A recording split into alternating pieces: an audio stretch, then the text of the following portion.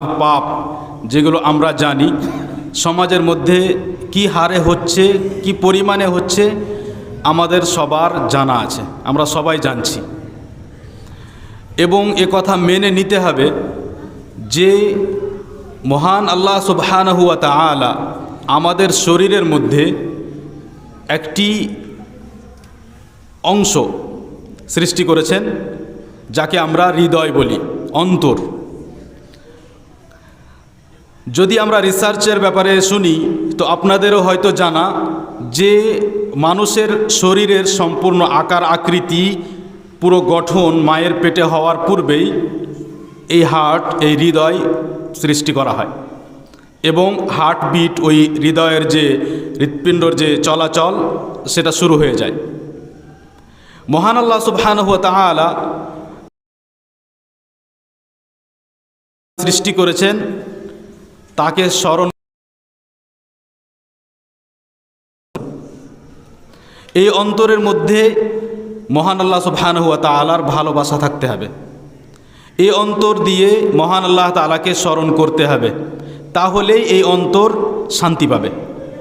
অর্থাৎ এই অন্তরের খোরাক হলো, খাবার হলো আল্লাহ তাআলাকে স্মরণ করা, আল্লাহ তাআলাকে ভালোবাসা। সেই জন্য আপনি কোনো পাপী ব্যক্তি, কোনো এমন মানুষ যে গুনাহের পর গুনাহ করে, তাকেও জিজ্ঞেস করলে হয়তো জানতে পারবেন যে সেও কোনো কোনো সময় আল্লাহকে স্মরণ করে, আর স্মরণ করে মনের মধ্যে কষ্ট পায়। যখন সে স্মরণ করে যে হে আল্লাহ, তুমি আমাকে কত কিছু দান করেছো আর আমি তোমার সাথে কত খারাপ ব্যবহার করছি, তখন সে কষ্ট পায়। আর যারা মুমিন, যাদের ঈমান ভালো, যারা নামাজ পড়ে, যারা কোরআন পড়ে, এরা যখন আল্লাহ তাআলাকে স্মরণ করে তখন এদের অন্তর গলে যায়। অন্তরে আল্লাহ তাআলার ভালোবাসা থাকার কারণে চোখ দিয়ে অশ্রু বেরিয়ে আসে, চোখ দিয়ে জল বেরিয়ে আসে। ওই মুহূর্তে অন্তর শান্তি অনুভব করে, ওই মুহূর্তে অন্তর প্রশান্তি লাভ করে, শান্ত হয়ে যায়। এই হলো আসল শান্তি। সেজন্য আল্লাহ সুবহানাহু ওয়া তাআলা বলেছেন, আলা বিযিকরিল্লাহি তাতমাইন্নুল কুলুব। আল্লাহ তাআলাকে স্মরণ করলেই, আল্লাহ তাআলাকে স্মরণ করলেই,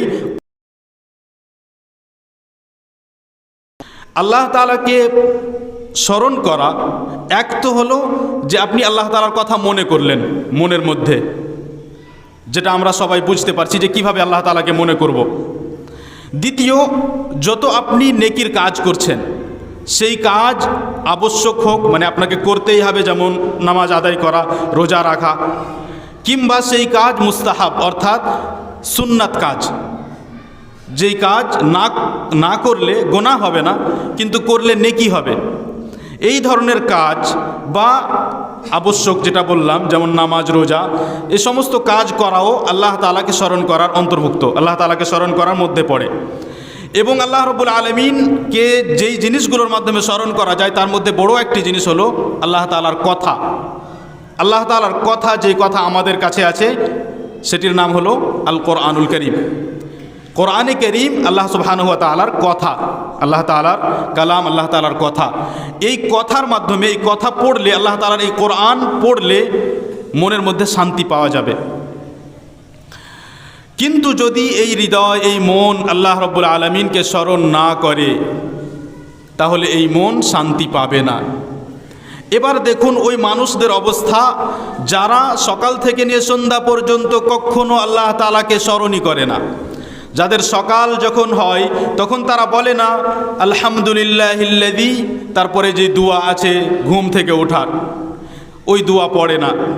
যারা সকালে উঠে ফজরের সালাতের জন্য যায় না, যারা সকালে ফজরের নামাজ পড়ার পরে কোরআন তেলাওয়াত করে না, তাদের সম্পর্ক নেই আল্লাহ তাআলার সাথে। আবার জোহরের সময়েও নামাজের জন্য যায় না, এইভাবে সারা দিন কেটে যায়। যাদের মুখে কখনো সুবহানাল্লাহ কিংবা লা ইলাহা ইল্লাল্লাহ কিংবা আল্লাহু আকবার এগুলো শুনতে পাওয়া যায় না, যারা কখনো আল্লাহ তাআলাকে নিয়ে আলোচনা সময় বিরক্তি অনুভব করবেন, বিরক্ত হয়ে যাবেন যে সব সময় যেন দুনিয়া নিয়ে আলোচনা হচ্ছে, এই মানুষগুলো আসলে মনের মধ্যে ওই শান্তি পেতে পারে না যে শান্তি আল্লাহ তাআলাকে স্মরণ করলে পাওয়া যায়। যেই মানুষগুলো আজ গুনাহের সাথে জড়িত, যারা আজ গুনাহে লিপ্ত, এদেরকে এ কথা বুঝে নিতে হবে যে গুনাহ করার কারণে কখনো কোনো মানুষের ভালো হয়নি। গুনাহ করে একজন মানুষের উপকার হবে, লাভ হবে, এটা কখনো হয়নি। শুরু থেকে মনে করুন আদম আলাইহিস সালাতু ওয়াস সালাম থেকে। আদম আলাইহিস সালাতু ওয়াস সালামের দ্বারাই একটি ভুল হলো। সেই ভুলের কারণে আদম আলাইহিস সালাতু ওয়াস সালামকে জান্নাত থেকে বের করা হলো। পরে আল্লাহ রাব্বুল আলামিনের কাছে তিনি তওবা করলেন। আল্লাহ রাব্বুল আলামিন তার তওবা কবুল করলেন এবং তাকে মনোনীত করলেন, বাছাই করে নিলেন। কিন্তু আদম আলাইহিস সালাতু ওয়াস সালামকে জান্নাত থেকে বের করা হলো, কারণ ছিল গুনাহ করা, কারণ ছিল আল্লাহ রাব্বুল আলামিনের সেই আদেশ না মানা, সেই আদেশে ভুল হয়ে যাওয়া। সেই আদেশ পালন না করার কারণে, তার দ্বারা এই ভুল হয়ে যাওয়ার কারণে জান্নাত থেকে বের হতে হলো। জান্নাতে তিনি সমস্ত রকমের নেয়ামত ভোগ করছিলেন, কোনো কষ্ট করতে হচ্ছিল না। না খাবারের জন্য কষ্ট করতে হতো, না পোশাকের কোনো চিন্তা ছিল যে কোথা থেকে পোশাক নিয়ে আসবো, কোনো চিন্তা ছিল না। কিন্তু যখন জান্নাত থেকে বের করে দেওয়া হলো, এসব কিছু তাকে করতে হলো। তাহলে জান্নাত থেকে বের হওয়ার কারণ ছিল গুনাহ এবং পাপ করা, আল্লাহ তাআলার কথা অমান্য করা বা আল্লাহ রাব্বুল আলামিনের আদেশ না পালন করা, সে যেই কারণেই হোক না কেন। এরপর ইবলিসকে যখন আল্লাহ তাআলা আদেশ করলেন যে আদমকে আমি নিজের হাতে সৃষ্টি করেছি, আদম আলাইহিস সালাতু ওয়াস সালামকে আল্লাহ তাআলা বললেন আমি নিজের হাতে সৃষ্টি করেছি। কিভাবে তা আল্লাহ তাআলা জানেন, কিন্তু আল্লাহ তাআলা আদমকে নিজের হাতে সৃষ্টি করলেন। তারপরে ফেরেশতাগণকে আদেশ করলেন যে তোমরা আদমকে সেজদা করো। সেই সময় এই সেজদা জায়েজ ছিল। এখন মানুষকে সেজদা করতে পাবে না।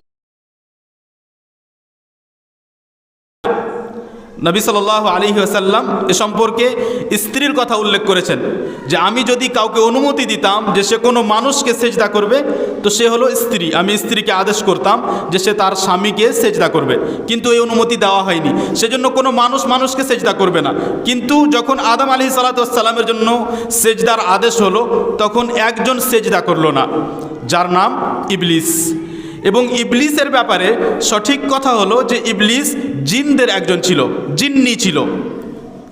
ইবলিস ফেরেশতাদের মধ্যে ছিল না, মানে ফেরেশতাদেরকে আল্লাহ রাব্বুল আলামিন আলো থেকে সৃষ্টি করেছেন আর জিনকে আগুন থেকে সৃষ্টি করেছেন।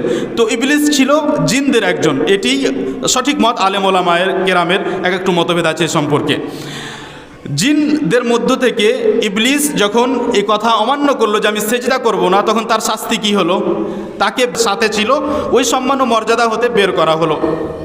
ফেরেশতাদের সাথে ছিল, ফেরেশতাদের সাথে থাকতে থাকতে যেন ফেরেশতাদেরই অন্তর্ভুক্ত হয়ে গিয়েছিল, ফেরেশতাদের মতো হয়ে গিয়েছিল।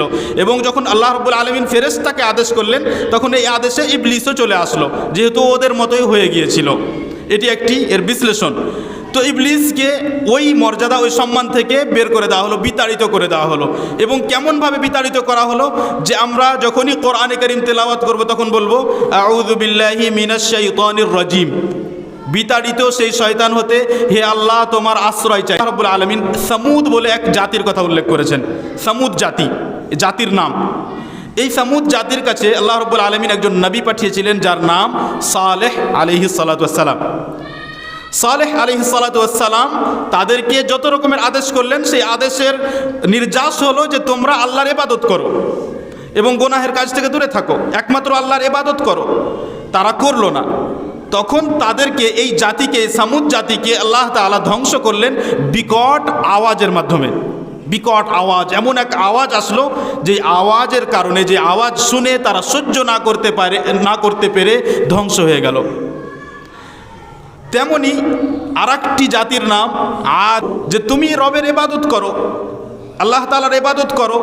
এর অহংকার এত বেশি ছিল যে সে নিজেই বলল যে আমিই রব, তোমরা আমার ইবাদত করো। তখন ফিরআউনকে আল্লাহ রাব্বুল আলামিন ডুবিয়ে ধ্বংস করে দিলেন, পানিতে ডুবিয়ে দিলেন। মুসা আলাইহিস সালাতু ওয়াস সালামের জাতির মধ্য হতে এক ব্যক্তি যার নাম ছিল কারুন, যার নাম আমরা সবাই জানি। কারুনকে আল্লাহ রাব্বুল আলামিন মাটির মধ্যে ধসিয়ে দিয়ে ধ্বংস করে দিলেন। এইভাবেই এখনও এক মানুষের ওপর তার গুনাহের কারণে বিপদ আসতে পারে। এই যে আমরা গুনাহের দিকে এত আমরা এগিয়ে চলেছি, গুনাহের পর গুনাহ করেই যাচ্ছি, এবং ইসলামের বিধান কি বলে তা পরোয়া করি না। আমাদেরকে ভয় করা উচিত যে এই গুনাহগুলোর কারণে আমাদের ওপরেও কোনো শাস্তি আসতে পারে। হ্যাঁ, আমাদের জন্য একটা সুসংবাদ রয়েছে যে নবী সাল্লাল্লাহু আলাইহি ওয়াসাল্লাম দোয়া করেছেন সমস্ত উম্মতের জন্য, পুরো মুসলিম উম্মতের জন্য, এদেরকে যেন একসাথে ধ্বংস না করা হয়, একসাথে ধ্বংস না করা হয়, এই দোয়া করা হয়েছে আল্লাহ রাব্বুল আলামিনের কাছে। কিন্তু কোনো এক জায়গায় বিপদ আসবে না বা কোনো ব্যক্তির ওপরে বিপদ আসবে না গুনাহের কারণে, এই রকম দোয়া করা হয়নি। যে ব্যক্তি গুনাহ করবে তাকে সেই গুনাহের শাস্তি ভোগ করতে হবে। আপনি শুধু এতটা মানুন, ইবনুল কাইয়িম রাহিমাহুল্লাহ বলেন যে যে ব্যক্তি গুনাহ করে তার আল্লাহ তাআলার সাথে একটা দূরত্ব হয়ে যায়, আল্লাহ তাআলা আর তার মাঝে একটা দূরত্ব হয়ে যায়। তেমনি যে ব্যক্তি গুনাহ করে তার চেহারায়, তার শরীরের ওপরে সেই গুনাহের প্রভাব দেখতে পাওয়া যায়। যে ব্যক্তি গুনাহ করে তার আর নেক সৎ মানুষদের মধ্যে একটা ব্যবধান তৈরি হয়ে যায়, দূরত্ব তৈরি হয়ে যায়। দেখুন যে যারা নামাজ পড়ছে 5 ওয়াক্ত এবং ভালো সুন্দর দাড়ি রেখে ভালোভাবে চলাফেরা করছে, ইসলাম অনুসরণ করার চেষ্টা করছে, এদের মধ্যে আর যারা এসব কিছু করে না, একবারে সব সময় ইসলাম বিরোধী কাজ করে, দেখুন এদের মধ্যে দূরত্ব আছে না নাই? এদের মধ্যে দূরত্ব আছে এবং এই দূরত্ব তাদের জন্য শাস্তি। মানুষ বুঝতে পারে না যে কই আমার ওপরে তো কোনো শাস্তি আসে না, এগুলো সব শাস্তির মধ্যেই পড়ে, এগুলো শাস্তি। কারণ তোমাকে ভালো মানুষ থেকে তোমার দূরত্ব হয়ে গেছে, যখন তুমি ভালো মানুষ থেকে দূরে হয়ে গেলে তখন যে তুমি আবার কোনো সময় ইবাদতের বা ফিরে আসার তৌফিক পাবে, এই তৌফিকের আশা অনেক কম হয়ে গেল, কারণ তুমি ভালো মানুষ থেকে দূরে চলে গেছো। তেমনি যে ব্যক্তি মসজিদে আসার তৌফিক পাচ্ছে না, সে ব্যক্তির জন্য এটা শাস্তি যে তাকে মসজিদে আসার তৌফিক দেওয়া হচ্ছে না।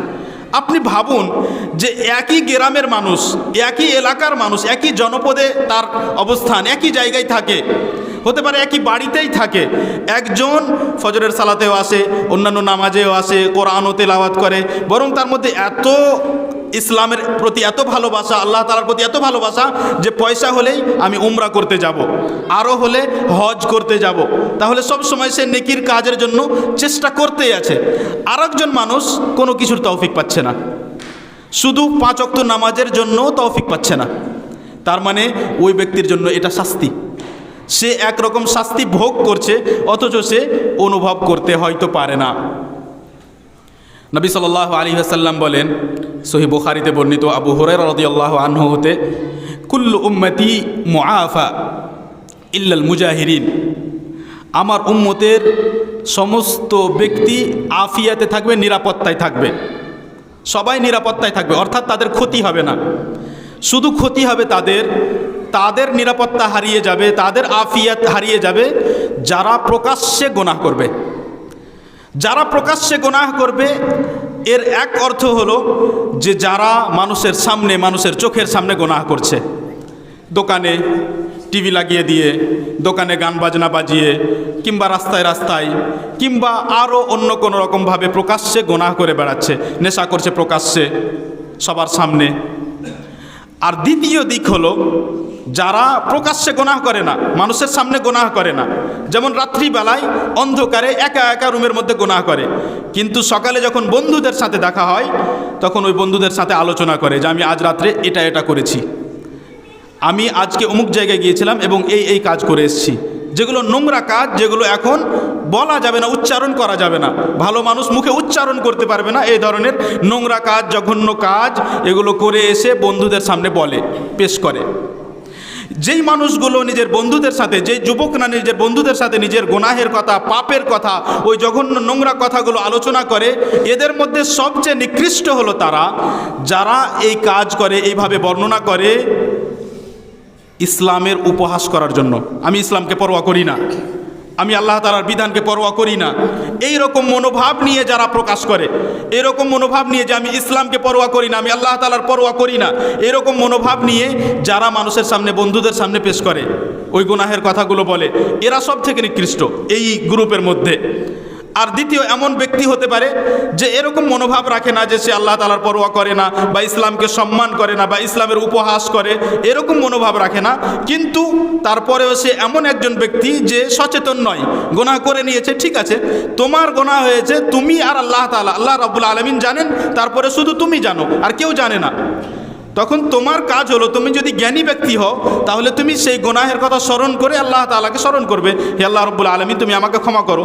আল্লাহ রাব্বুল আলামিন পর্দা দিয়ে রেখেছিলেন, কেউ জানছিল না, তুমি সেই কথাগুলো মানুষের সামনে প্রকাশ করলে। যে ব্যক্তি প্রকাশ্যে গুনাহ করছে কিংবা বন্ধুদেরকে বলছে নিজের গুনাহের কথা, নিজের পাপের কথা, এই ব্যক্তি দুই রকমভাবে গুনাহ করছে। এক তো নিজের ওপরে অন্যায় করছে, নিজের ওপরে জুলুম করছে, আর দ্বিতীয় ওই মানুষগুলোকে দাওয়াত দিচ্ছে। আপনি ভাবুন, যদি আপনি এমন কোনো পরিবেশে যান, ধরেন আপনি কোনো বিয়ের অনুষ্ঠানে গিয়েছেন, বিয়ের অনুষ্ঠানে দেখছেন যে যত মেয়ে ছেলে সবাই চেহারা খুলে মেকআপ করে আর সুন্দরভাবে ঘোরাফেরা করছে সবাই। যদি ওইখান দিয়ে কোনো এক মেয়ে যায়, ওর কি এটা মনে হতে পারে যে না এরা ভুল করছে? সবাই ওখানে 1000 জন গিয়েছে, সবাই ওই অবস্থাতেই আছে।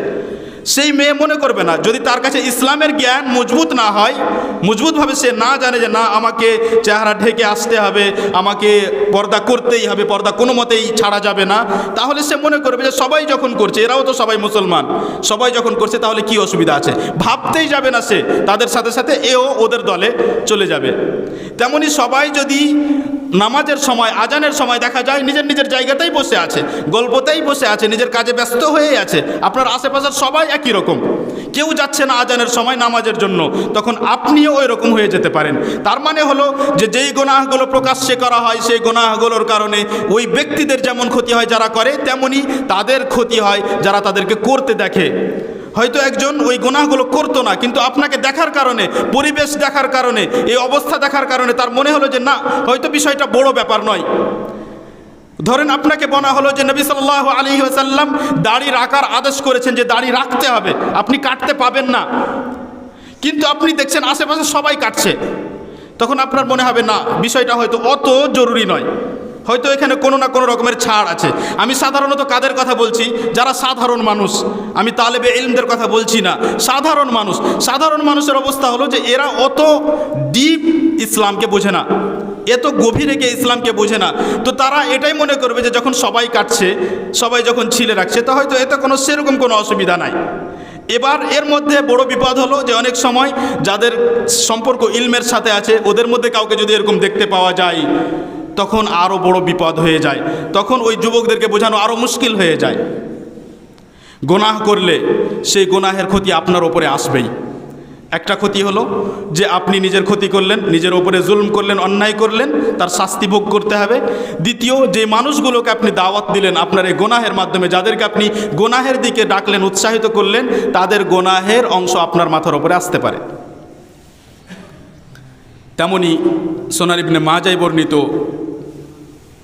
আবু হুরায়রা রাদিয়াল্লাহু আনহু বর্ণনা করেন যে রাসূল সাল্লাল্লাহু আলাইহি ওয়াসাল্লাম বলেছেন, ইন্নাল মুমিনা ইযা আযনাব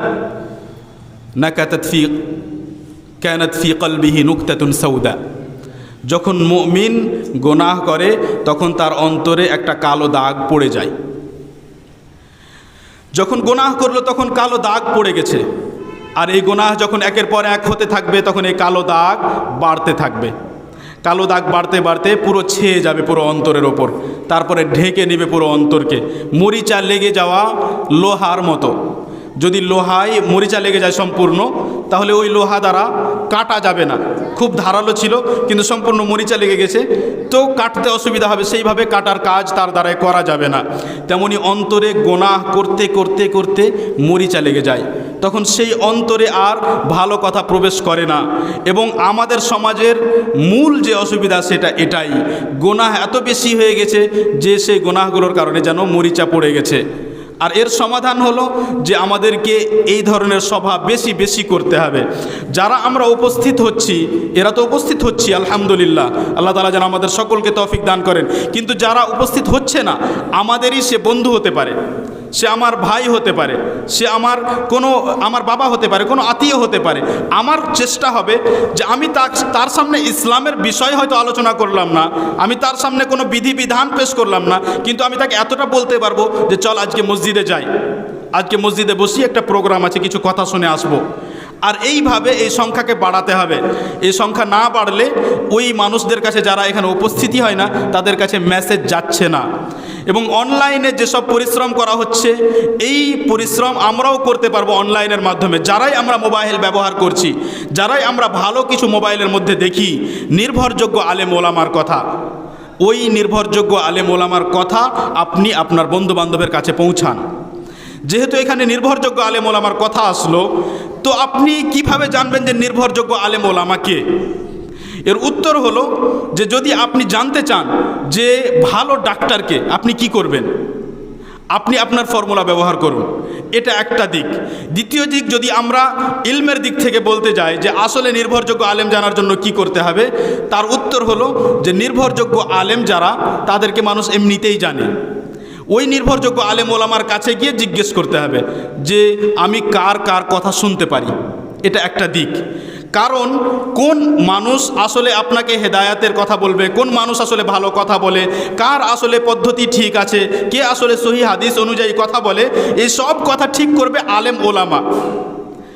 এইখানে আমাদের একটা সাবজেক্ট আছে আল জারহ ওয়াত তা'দীল, যার মধ্যে এই কথা বর্ণনা করা হয় যে একজন ব্যক্তিকে যদি বলা হয় যে এই ব্যক্তি ভালো, আর একজন ব্যক্তিকে যদি বলা হয় যে এই ব্যক্তি খারাপ, তো যে বলবে যে এ ভালো আর এই খারাপ, সেই ব্যক্তিকে এরকম এরকম এরকম হতে হবে।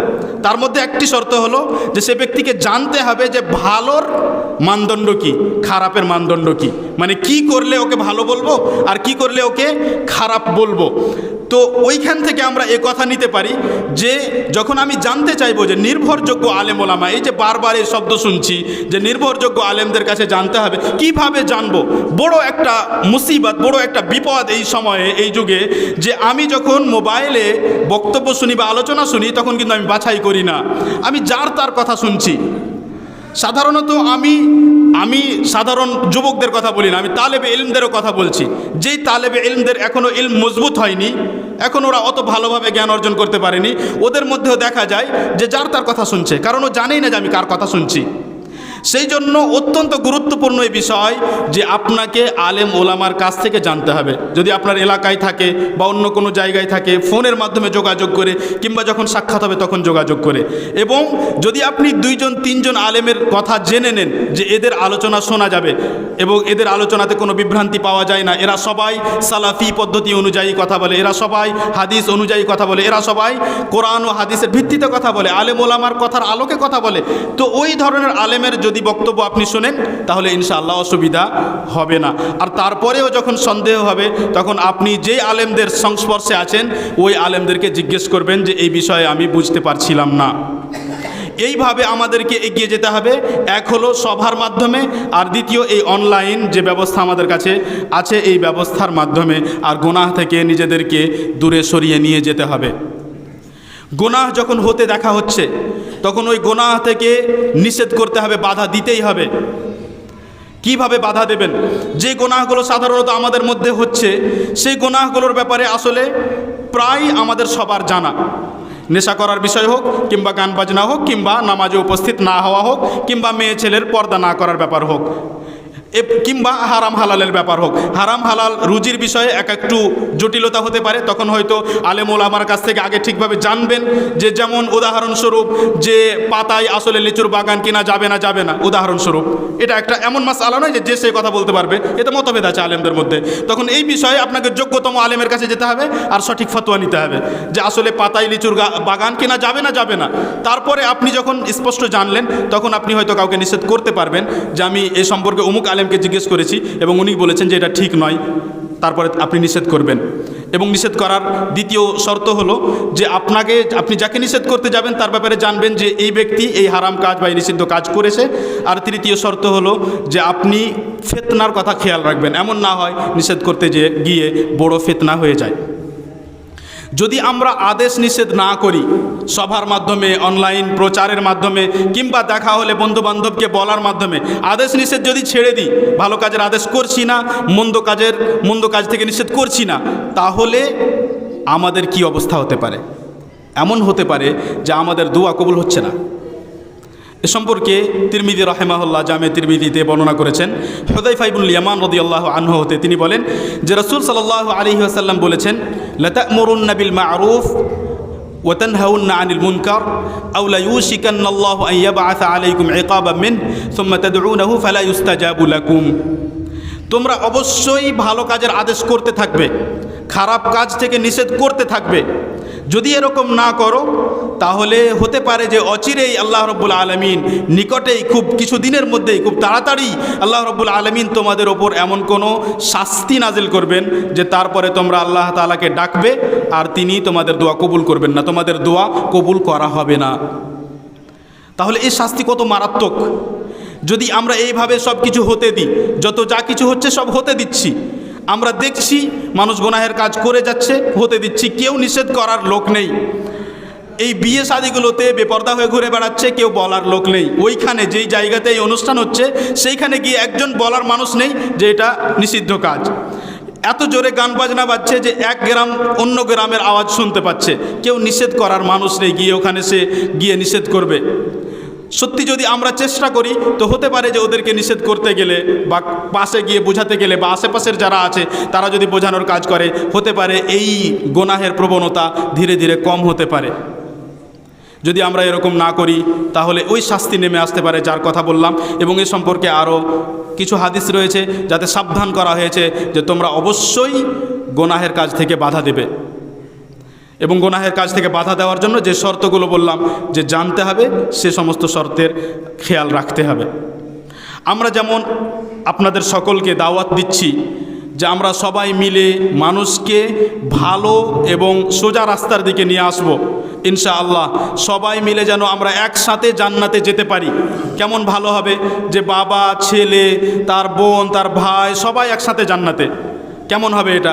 আর যদি এমন হয় যে বাবা খুব ভালো কিন্তু ছেলেরা জান্নাতে যায়নি, স্ত্রী জান্নাতে যায়নি, বাকিরা জান্নাতে যায়নি, তো আমাদের সকলকে চেষ্টা করতে হবে যে সবাই যেন একসাথে জান্নাতে যাই। যখন নামাজের জন্য আপনি আসছেন তখন আপনার যেই ছেলের বয়স 7 বছর হয়ে গেছে, 8 বছর, 9 বছর, 10 বছর হয়ে গেছে, তাকে আপনি আদেশ করুন, তাকে কোনো কোনো সময় সাবধান করুন, সচেতন করুন, কোনো কোনো সময় প্রহার করুন, মার দিন এবং তাকে মসজিদের দিকে নিয়ে আসুন। তৃতীয় দাওয়াত, আমরা ভালো কাজের আদেশের কথা বলছি এবং খারাপ কাজ থেকে বাধা দেওয়া, গোনাহ থেকে বেঁচে থাকার কথা বলছিলাম এবং গোনাহের ভয়াবহতা সম্পর্কে বলছিলাম যে গোনাহ করলে কত রকমের ক্ষতি আমাদের হতে পারে। দ্বিতীয় দাওয়াত দিচ্ছি কোরআনের দিকে এগিয়ে আসার। কোরআনের দিকে সবাইকে এগিয়ে আসতে হবে। সহিহ মুসলিমে উকবা ইবনে আমির রাদিয়াল্লাহু আনহু বর্ণনা করেছেন যে একদিন আমরা অর্থাৎ সাহাবায়ে কেরাম সুফফায় বসেছিলাম। সুফফা মসজিদে নববীর এক অংশ, সংক্ষেপে মসজিদে নববীর এক নির্দিষ্ট অংশ যেখানে সাহাবায়ে কেরাম বসতেন।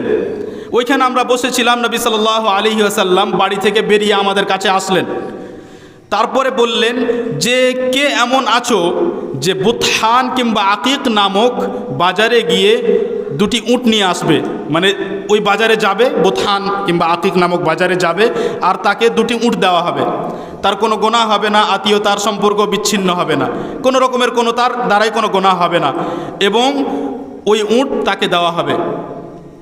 কে এমন আছো যে এই 2 উট সেখান থেকে পেতে চাও? তখন সাহাবায়ে কেরাম বললেন যে আমরা সবাই এটা পেতে চাই। নবী সাল্লাল্লাহু আলাইহি ওয়াসাল্লাম তাদেরকে কোরআনের দিকে ধাবিত করার জন্য, কোরআনের প্রতি উৎসাহিত করার জন্য বললেন যে তোমাদের জন্য ওই 2টি উট থেকে উত্তম হলো যে তোমরা মসজিদে যাবে আর মসজিদে গিয়ে 2টি আয়াত পড়বে কিংবা শিখবে। নবী সাল্লাল্লাহু আলাইহি ওয়াসাল্লাম এভাবে বললেন যে তাহলে তোমাদের মধ্যে কেউ এমন কেন করে না যে মসজিদে যাবে আর 2টি আয়াত পড়বে বা 2টি আয়াত শিখবে? এই 2টি আয়াত তার জন্য ওই 2 উট থেকে উত্তম হবে। তারপরে যদি 3টি আয়াত শিখে তাহলে 3টি আয়াত 3টি উট থেকে উত্তম হবে। যদি 4টি আয়াত শিখে তাহলে 4টি আয়াত 4টি উট থেকে উত্তম হবে। এবং প্রসিদ্ধ হাদিস যা আমাদের সবার আশা করি জানা আছে যে কোরআনের এক একটি অক্ষরে 1টি নেকি এবং সেই 1 নেকিকে 10 নেকিতে পরিণত করা হয়। কোরআন আপনাকে সম্মানিত করে, কোরআনে কারীম আপনাকে সম্মান দান করে। সহিহ মুসলিমেই বর্ণিত এক সময় ওমর রাদিয়াল্লাহু আনহু, একজন সাহাবী যার নাম নাফে ইবনে আব্দুল হারিস, ওই ঘটনা পুরো ওই বর্ণনার মধ্যে এসেছে। নাফে ইবনে আব্দুল হারিসকে তিনি মক্কার শাসক বানিয়েছিলেন, গভর্নর বানিয়েছিলেন। মক্কার পুরো ক্ষমতা গভর্নর হবেন নাফে বিন আব্দুল হারিস নামক একজন সাহাবী রাদিয়াল্লাহু আনহু। ওমর রাদিয়াল্লাহু আনহু ওই সময় ছিলেন পুরো মুসলিম রাজ্যের খলিফাতুল মুসলিমিন। তো তিনি নাফে ইবনে আব্দুল হারিসকে মক্কার ওয়ালি বানিয়েছিলেন এবং শাসক বানিয়েছিলেন। এক সময় ওমর রাদিয়াল্লাহু আনহু হজের সময় সেই আমিরকে, সেই শাসককে, নাফে ইবনে আব্দুল হারিসকে নিজের সাথে সাক্ষাৎ করার জন্য ডাকলেন। তখন ওমর রাদিয়াল্লাহু আনহু উসফান নামক এক জায়গায় ছিলেন, মক্কা আর মদিনার মাঝখানে একটা জায়গা, সেইখানে অবস্থান করছিলেন। তাকে ডাকলেন, নাফে ইবনে আব্দুল হারিসকে ডাকলেন যে তুমি মক্কা থেকে আমার কাছে এসো, আমার সাথে সাক্ষাৎ করো। যখন নাফে ইবনে আব্দুল হারিসকে মক্কা থেকে যেতে হলো, তার মানে মক্কায় কাউকে প্রতিনিধি হিসেবে ছেড়ে যেতে হবে, যেহেতু গভর্নরকে মক্কা ছেড়ে যেতে হচ্ছে, তো মক্কায় কাউকে রেখে যেতে হবে। তো উনি একজনকে নিজের প্রতিনিধি হিসাবে গভর্নর বানিয়ে চলে গেলেন। ওমর রাদিয়াল্লাহু আনহুর সাথে সাক্ষাৎ হলো। তখন ওমর রাদিয়াল্লাহু আনহু জিজ্ঞেস করলেন যে তুমি যে চলে এসেছো, মক্কায় কাকে ছেড়ে আসলে? মক্কার দেখাশোনা কে করবে? তিনি বললেন ইবনে আবজাকে, অর্থাৎ আবজার ছেলেকে। তার নাম আব্দুর রহমান বিন আবজা, অর্থাৎ আব্দুর রহমান বিন আবজা, আবজার ছেলে আব্দুর রহমানকে আমি ছেড়ে এসেছি প্রতিনিধি হিসাবে। তো নবী তখন ওমর রাদিয়াল্লাহু আনহু জিজ্ঞেস করলেন যে ইবনে আবজা কে? ইবনে আবজাকে তিনি চিনতে পারলেন না। ওমর রাদিয়াল্লাহু আনহুকে বলা হলো যে ইবনে আবজা হলেন একজন মুক্ত দাস, গোলাম, দাস, চাকর, যাকে কেউ মুক্ত করে দিয়েছে, দাস চাকর, মানে সাধারণ মানুষ নয়, একজন দাস। ওমর রাদিয়াল্লাহু আনহু বললেন এমন কেন করলে তুমি যে একজন দাসকে তুমি শাসক বানিয়ে আসলে, তাও আবার মক্কার? মক্কা গুরুত্বপূর্ণ শহর, মক্কা অত্যন্ত গুরুত্বপূর্ণ শহর, সেই জায়গাতে একজন এমন ব্যক্তিত্ব থাকবে যার কথা সবাই মানবে, যাকে সবাই সম্মান করবে। আর সাধারণত যদি দাস হয় তাহলে দাসকে সেরকম সম্মান করা হয় না। তখন ইনি বললেন, অর্থাৎ নাফে ইবনে আব্দুল হারিস বললেন ইন্নাহু কারিউন লিকিতাবিল্লাহ ওয়া আলিমুম বিল ফারাইদ। কিন্তু ইবনে আবজা এমন একজন ব্যক্তি যে কোরআনের কারে, আর ওই সময়ে কারে থেকে উদ্দেশ্য হতো যারা কোরআনের ইলমও রাখে, যারা কোরআন বুঝে, কোরআনের বিধিবিধানও জানে এবং কোরআন মুখস্থও করেছে। তো তার মধ্যে কোরআনের ব্যাপারে এত রকমের জ্ঞান আছে। আর দ্বিতীয়, ফারায়েজের বিষয়ে জানে, ফারায়েজের জ্ঞান রাখে। তখন ওমর রাদিয়াল্লাহু আনহু বললেন তার মানে হলো যে এই ব্যক্তি সাধারণ ব্যক্তি নয়, যদিও দাস, মুক্ত দাস, কিন্তু সাধারণ ব্যক্তির মতো নয়, বরং এই ব্যক্তির একটা সম্মান আছে কোরআনের কারণে এবং এই ইলমের কারণে।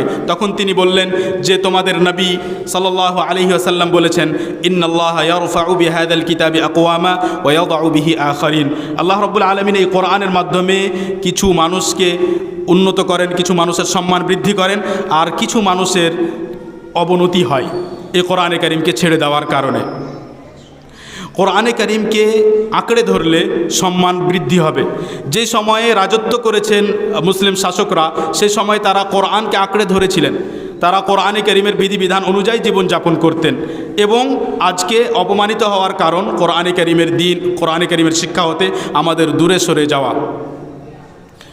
কোরআনে কারীমের মধ্যে আল্লাহ রাব্বুল আলামিন বলেছেন ওয়াকাল আর-রাসূল ইয়া রাব্বি ইন্না কওমি ইত্তাখাযু হাযাল কুরআনা মাহজুরা, যে রাসূল সাল্লাল্লাহু আলাইহি ওয়াসাল্লাম বললেন যে হে আমার রব, আমার জাতির লোকেরা কোরআনে কারীমকে ছেড়ে দিয়েছে।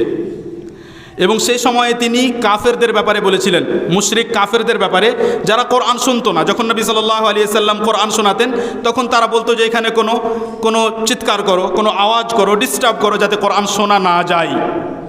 তার মানে যে ব্যক্তি কোরআনে কারীমের তেলাওয়াত হলে, কোরআনে কারীম পড়া হলে শুনতে চায় না, সেখানে ডিস্টার্ব করে, এই ব্যক্তির অবস্থা ওই কাফেরদের মতো, যে কোরআন শুনতে চায় না, আর সে ব্যক্তি যেন কোরআনে কারীমকে ছেড়ে দিয়েছে। তারপরে ইবনে কাসির রাহিমাহুল্লাহ বলেন যে আরও কিছু মানুষ আছে যারা কোরআনে কারীমকে ছেড়ে দিয়েছে, ওদের অন্তর্ভুক্ত হবে। যেমন যে ব্যক্তি কোরআনে কারীম বোঝার চেষ্টাই করে না, কোনো দিন কোরআনে কারীম বোঝার চেষ্টা করেনি, তেমনি যে কোরআনে কারীম কোনো সময় পড়ার, শেখার আর মুখস্থ করার চেষ্টা করে না, তেমনি যে কোরআন অনুযায়ী আমল করে না, কোরআনের আদেশ নিষেধ পালন করে না, কোরআন অনুযায়ী চলে না, তেমনি সে ব্যক্তি কোরআন যারা ছেড়ে দিয়েছে তাদের অন্তর্ভুক্ত হবে, যে কোরআনকে ছেড়ে দিয়ে অন্য দিকে গিয়েছে। এবং তিনি ইবনে কাসির রাহিমাহুল্লাহ তিনি উল্লেখ করেছেন ওই জিনিসগুলো, যে কোন জিনিসের দিকে গেছে কোরআনকে ছেড়ে। তার মধ্যে বলেছেন কবিতা এবং গান। তিনি স্পষ্টভাবে উল্লেখ করেছেন যে যারা কোরআনে কারীম ছেড়ে দিয়ে কবিতার দিকে চলে গেছে, কবিতা শোনা, এই যে আজকে শুনছেন ইসলামিক গান, ইসলামিক সঙ্গীত, যারা এই ইসলামিক গান, ইসলামিক সঙ্গীত নিয়ে এত ব্যতিব্যস্ত, এরা আসলে কোরআন থেকে গাফিল। এবং আমার কাছে উদাহরণ আছে, একজন ব্যক্তি আব্দুল্লাহ আল জারুল্লাহ, একজন আরবি, একজন যিনি নশীদ পড়েন আরবিতে, এবং সুন্দর কণ্ঠ আব্দুল্লাহ আল জারুল্লাহ, তার একটি ইন্টারভিউ তিনি বলছেন, এক ইন্টারভিউ বলছেন যে আমি আসলে এত ব্যস্ত হয়ে গেছি এই কবিতা নিয়ে, এই নসিদ আর ইসলামিক গানে, যে আমি কোরআন পড়তে যখন চেষ্টা করি তো আমার কোরআন পড়া সুন্দর হয় না।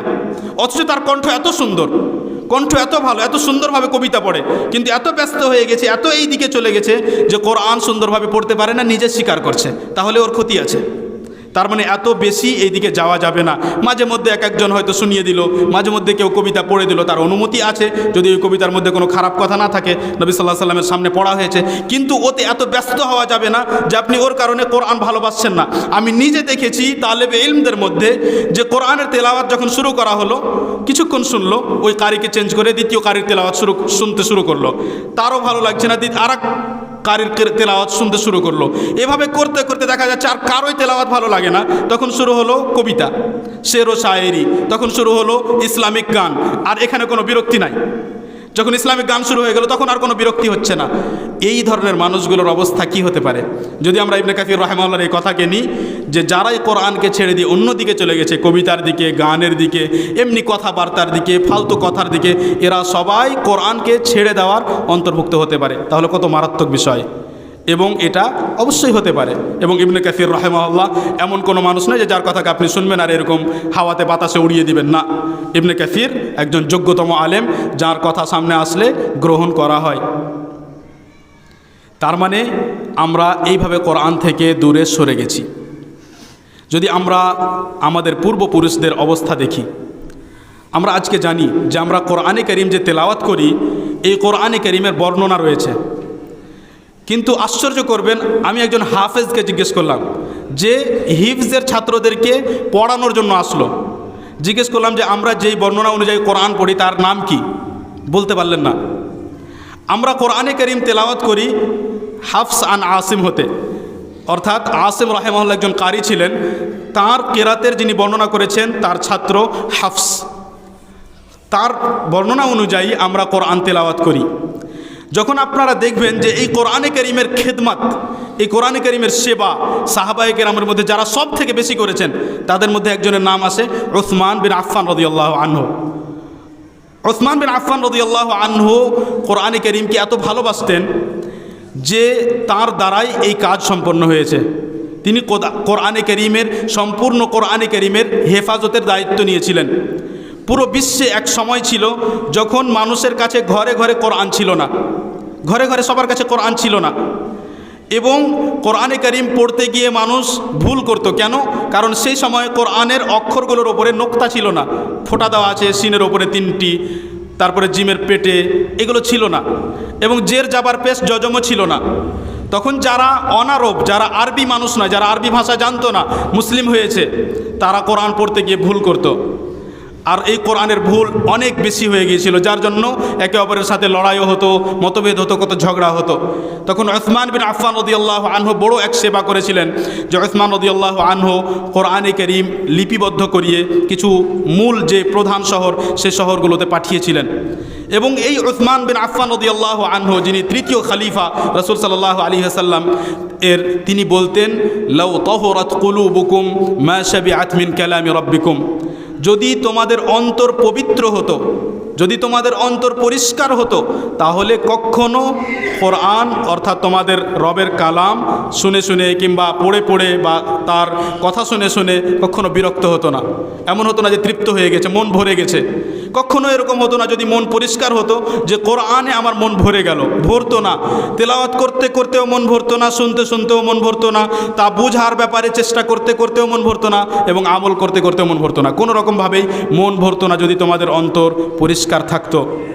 যদি আমরা ওলামায়ে কেরামকে দেখি, ইমাম আহমদ রাহিমাহুল্লাহ সম্পর্কে বর্ণনা করা হয়েছে যে তিনি কোরআনে কারীম এত বেশি তেলাওয়াত করতেন, এত বেশি পড়তেন যে প্রত্যেক 7 দিনে তার একবার কোরআন পড়া শেষ হয়ে যেত।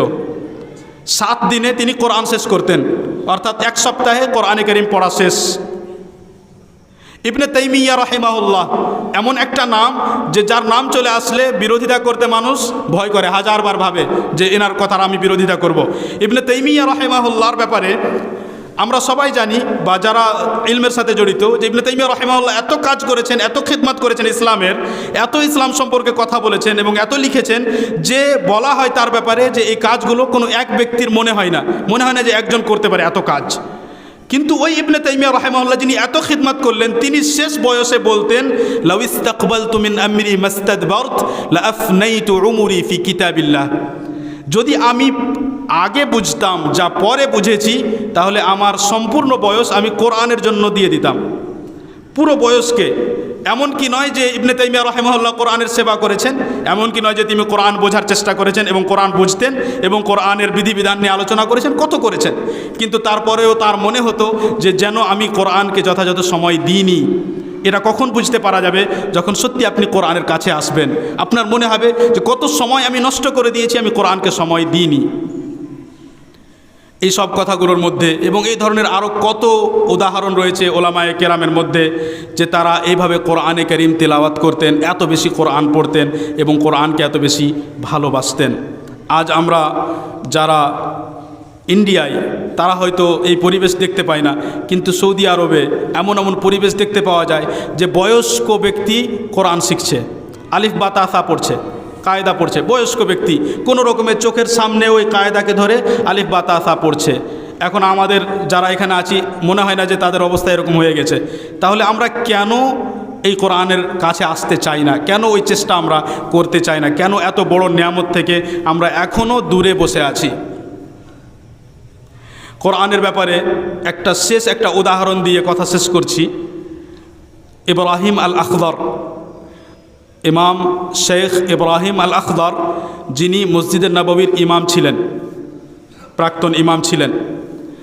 ইব্রাহিম আল আখদার ইনি এখন একজন বিখ্যাত একজন কেরাতের একজন বড় ইমাম, বড় একজন ব্যক্তিত্ব। কিন্তু ইনার ইতিহাস হলো এরকম যে ইনার বাবা যখন কোরআন মুখস্থ করার জন্য পাঠাতেন বা কোরআন হয়তো মুখস্থ করার চেষ্টা করিয়েছে, তখন হয়তো তার দ্বারাই কোরআন মুখস্থ করা হয়নি বা হয়তো পাঠানোই হয়নি। অর্থাৎ তিনি ছোট বয়সে, যেই বয়সে মুখস্থ করা হয় সেই বয়সে মুখস্থই করেননি। তিনি নিজে বলেন যে আমি যখন শিক্ষক হয়ে গেলাম তখন আমি নিজেই কোরআন মুখস্থ করতে শুরু করলাম।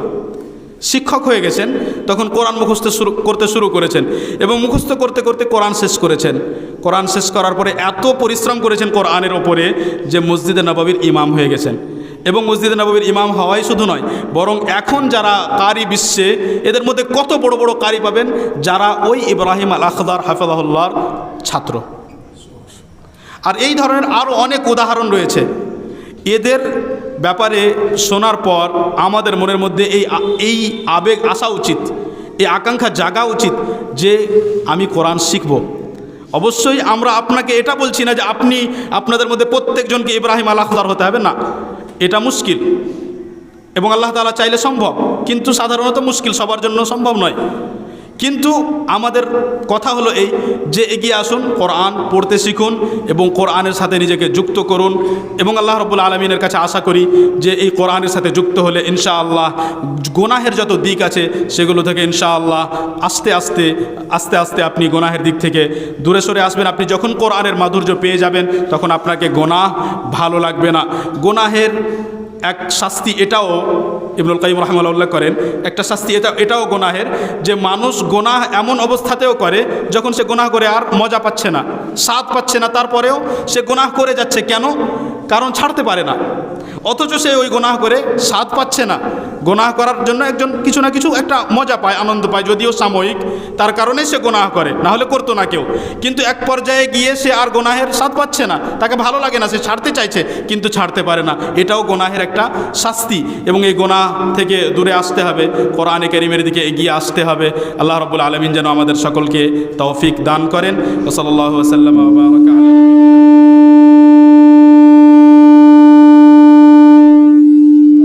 وصلى الله وسلم وبارك على نبينا محمد وعلى آله وأصحابه أجمعين والسلام عليكم ورحمة الله وبركاته.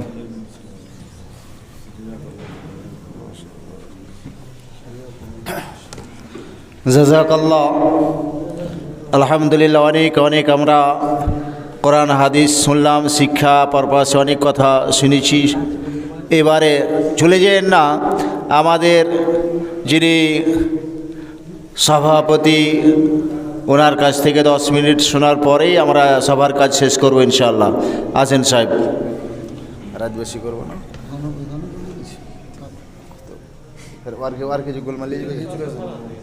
ফের সব দিকে টানতে হবে, আপনাকে একলাই টানবো আর ওরাকে সব দিকে টানতে হবে। আচ্ছা হ্যাঁ, কোনো ব্যাপার না, রাতও গভীর হচ্ছে, বেশি করবো না। এই 10 মিনিট শুরু দেওয়া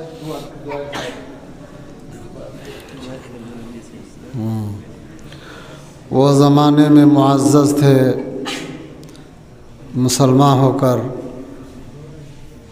वह ज़माने में मुअज़्ज़ज़ थे मुसलमान होकर, आज हम खार हुए तारिक कुरान होकर। कुरान करीमेर ताज़ीम ताके पढ़ार उपरे शिक्षार उपरे जे गुरुत्व आरोप करा हच्छिलो, पूर्ववर्ती वक्ता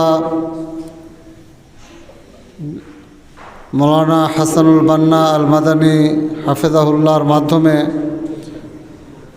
खूब मधुर बक्तव्य एवं এই সমস্ত বক্তব্য আজ আমাদের সমাজের জন্য একটা পাথেয় হয়ে উঠবে আশা করি। যদি আমরা সমাজের মানুষ, যুবক ভাইয়েরা সকলে উদ্যোগ নিই, সচেতন হই, মা বোনদের মধ্যে যদি তাদের হৃদয়ের যদি স্পন্দন জেগে ওঠে, তাহলে ইনশাআল্লাহ সমাজের মধ্যে একটা পরিবর্তন আবশ্যিকভাবে হবে। চেষ্টা করলেই সব কিছু হয়। প্রোগ্রাম পলিসি তৈরি করতে হবে। শুধু ওয়াজ নাসিহাত শুনলে শোনা হয় না, ওয়াজ নাসিহাত শোনার পরে সেটাকে কার্যকরী করতে হয়।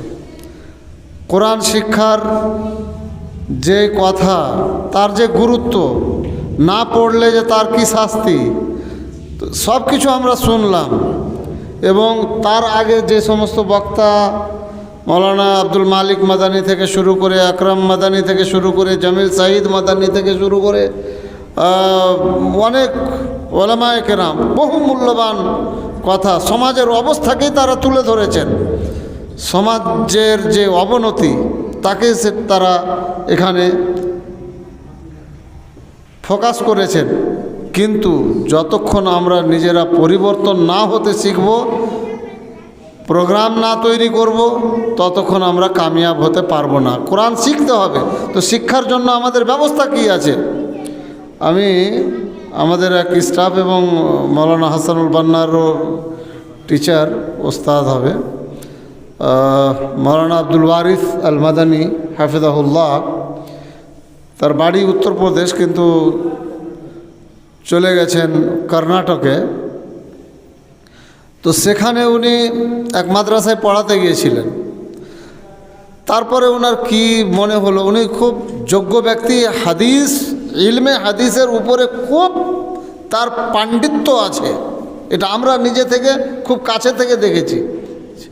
তো তিনি ওই জগৎকে, অর্থাৎ যে মাদ্রাসায় কারোর আন্ডারে কাজ করা, এটাকে ছেড়ে দিয়ে সমাজের অবস্থাটাকে তিনি খুব স্টাডি করলেন। করার পরে যে দিনের দিকে জনগণকে কি করে আনা যায় এবং প্রত্যেকটা মানুষ যেন কোরআনে কারিম শিখতে পারে, হাদিস শিখতে পারে, দিনকে শিখতে পারে, তার ব্যবস্থা কি হবে, সেটা উদ্যোগ নিয়ে তিনি আলাদাভাবে এক মসজিদের, অনেক যেমন আপনাদের এই মসজিদে কিছু রুম আছে, এরকম সেখানে হয়তো কয়েকটা রুম নিয়ে ভাড়া নিয়ে, আর সেখানে উনি নিজামুত তালিম আল ফরদি, ইনফেরাদি তালিম কা নিজাম, অর্থাৎ ব্যক্তিগতভাবে একটা পাঠ্যক্রম উনি তৈরি করেছেন, যে প্রত্যেকটা মানুষ সেখানে কোরআন শিক্ষা করতে, আর বয়সের কোনো ধরা বাঁধা নেই, নির্দিষ্ট বয়স নেই। আব্দুল সামাদ যেতে পারে, কোরআন শিক্ষা করতে, আবার ওর ছেলেও সেখানে যেতে পারে কোরআন শিক্ষা করতে। কিন্তু স্কুল কলেজ মাদ্রাসার যে আমাদের যে বর্তমান পাঠ্যক্রম তাতে কিন্তু এটা নেওয়া সম্ভব নয়। ক্লাস 3-তে কিন্তু এই বয়স্ক আমার বাবাজিকে ভর্তি নেবে না সেখানে, কিন্তু তারও তো দরকার আছে কোরআন শিক্ষা করার, তাকেও শেখাতে হবে।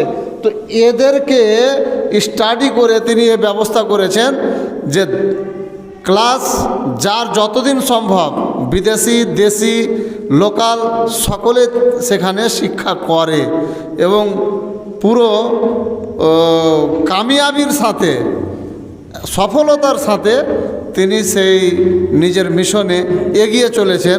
আমি দোয়া করছি সেই ভদ্রলোকের জন্য যে আল্লাহ রাব্বুল আলামিন শেখ আব্দুল ওয়ারিসকে আরও বেশি করে যেন তৌফিক দান করেন দ্বীনের খিদমত করার, এবং এই ধরনের প্রোগ্রাম আমাদের মধ্যে নিয়ে আসা দরকার আছে। আগে শেষ করে দিচ্ছি, আমরা যখন বাল্যকালে ছিলাম তো প্রতিটা মসজিদে কি হতো, মক্তব হতো।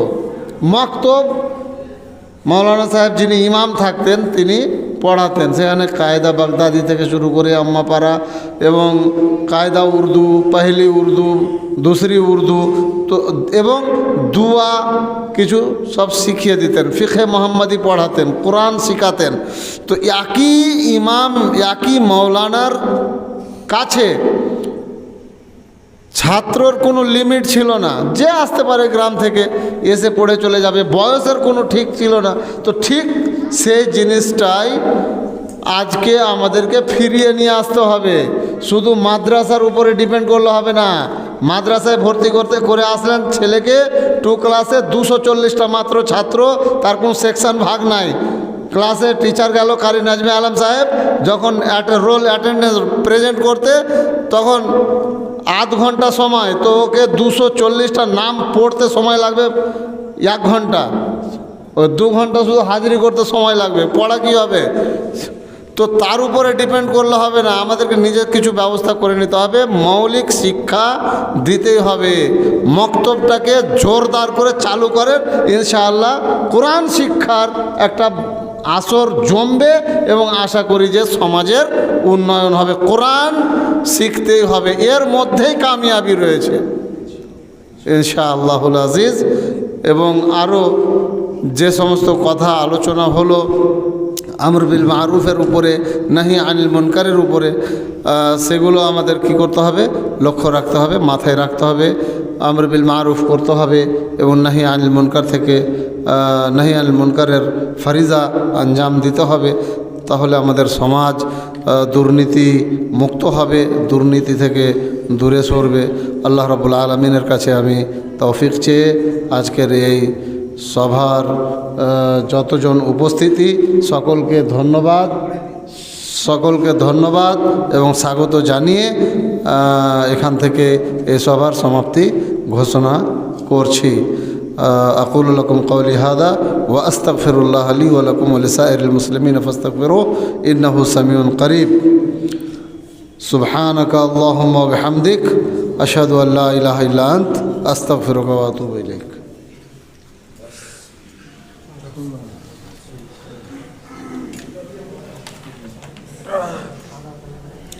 এই দড়িমড়িগুলো খুলে নেবেন, আপনাদের দড়িগুলো খুলেন, তাহলে আমি করে দেবো, শেষ করে দেবো।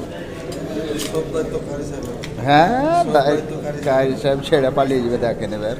আর কারি সাহেব কোথায় পাবে? যেটা আপনাদের ওটা খুললেন,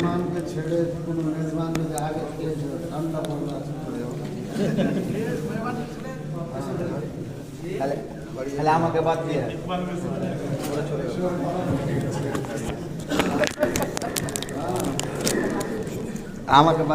কথা নেওয়ার জন্য তো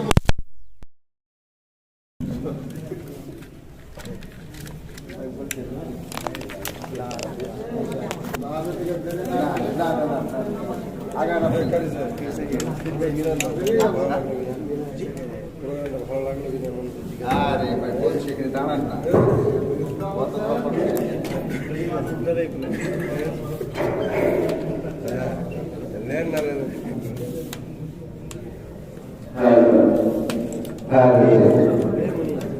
আলহামদুলিল্লাহ, যে সত্যিকারী যেগুলো ভাবিনি এত জানার ব্যাপারে প্রোগ্রামটা করা গেছে যে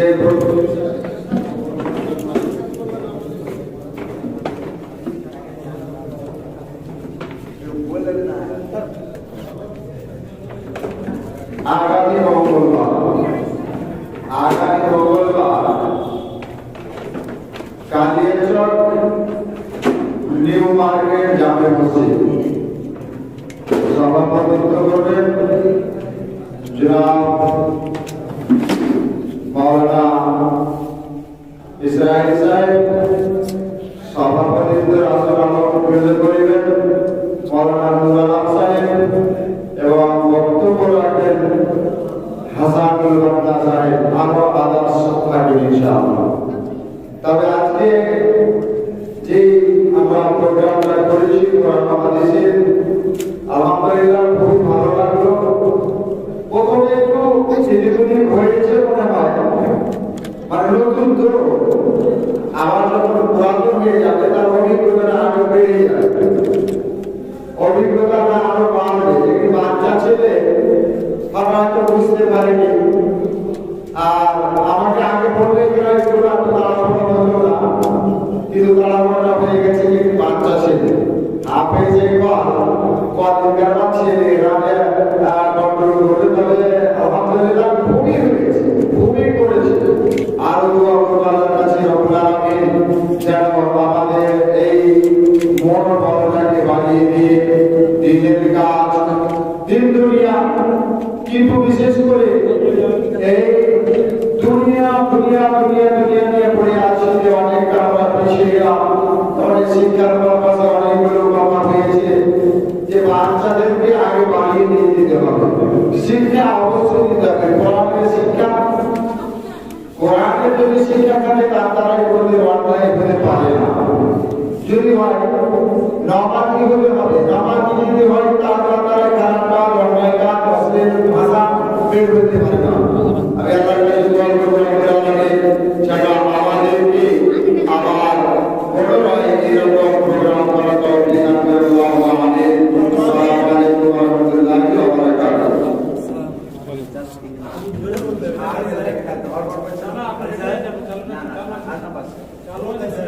হ্যাঁ আমিন সুবহানাল্লাহ।